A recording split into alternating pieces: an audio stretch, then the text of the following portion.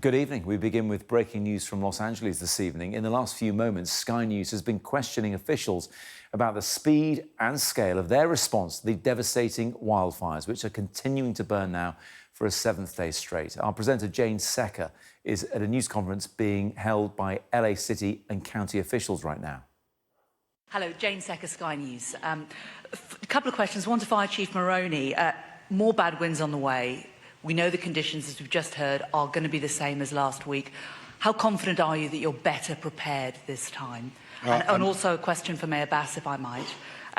Our correspondent David Blevins asked you last week if you owe the people of Los Angeles an apology for cutting the fire budget. You didn't respond to him then.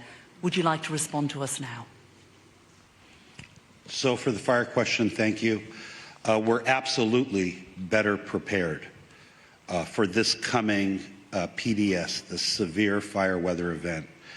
You've heard the statistics, number of personnel assigned to the incidents, over 5,000 firefighters assigned to the Palisades fire, over 3,000 firefighters assigned to the Eaton fire.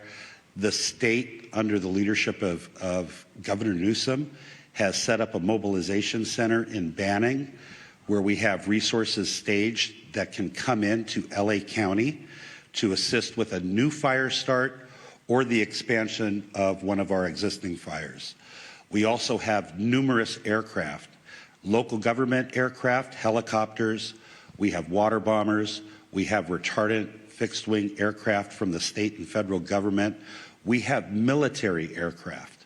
So we've not only augmented the ground resources, but also the air resources. I think that we're very well prepared for the next event, but that's never going to be, we're never sure that we're going to be able to catch the next fire and keep it small. They said 70-mile-an-hour winds. It's going to be very difficult to contain that fire. That's why we ask all residents in a brush-prone area to be prepared to evacuate if you get the evacuation order, and start those preparations before the evacuation warning comes. Thank you. There was a two-part question to that, correct?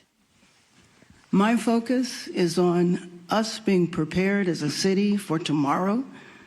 As you began, we could face another very difficult situation for thousands of Angelenos.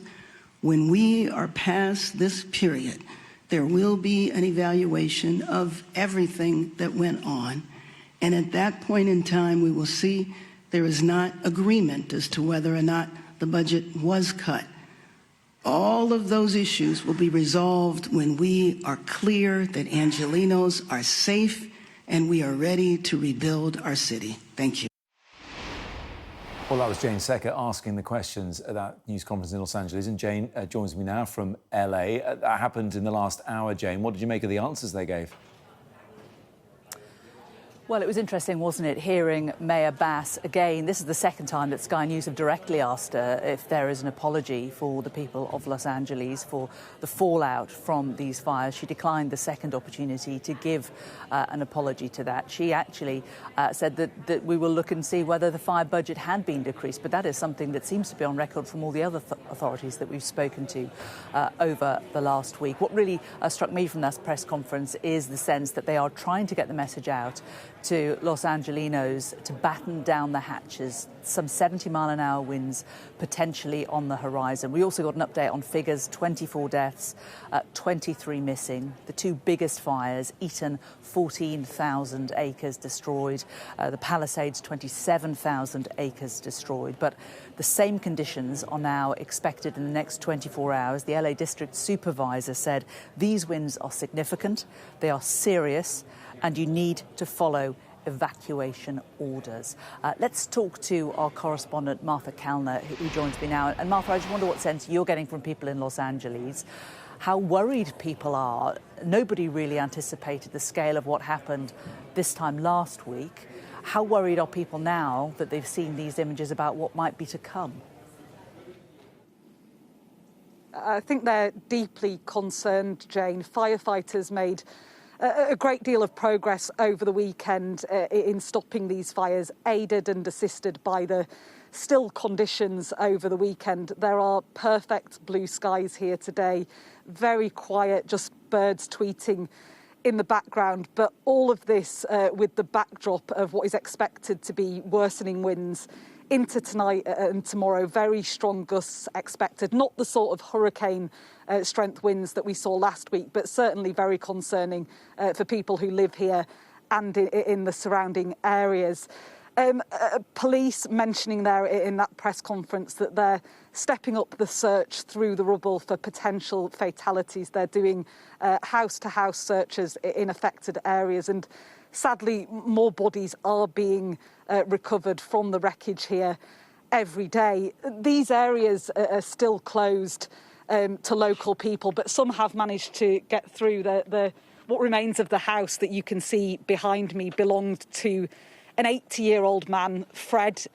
He managed to find his way through the police blockade just now and was sort of surveying this scene in utter disbelief. He said he'd grown up in post-war Germany, so he'd seen bombed-out buildings before, but nothing could prepare him for the level of destruction here in the Pacific Palisades, which is the only community he's ever known in America. He left in such a rush last Tuesday afternoon that all he retrieved from the house was his passport. He said he left while palm trees were on fire all around him, utterly terrified.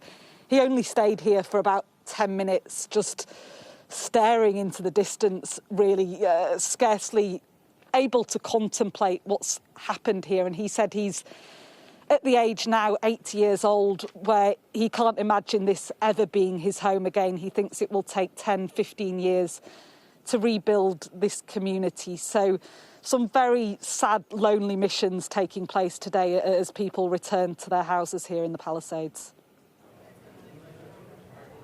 It is really sad. And we also heard, Martha, at the press conference just a short while ago, that the big queues that we've seen outside the Palisades, people wanting to get in and be accompanied in by a police officer, they're having to halt that service now because there are so many people who are trying to get back in. Lots of people wanting to get into their properties, but also a lot of people who want to try and get access to their pets that are in there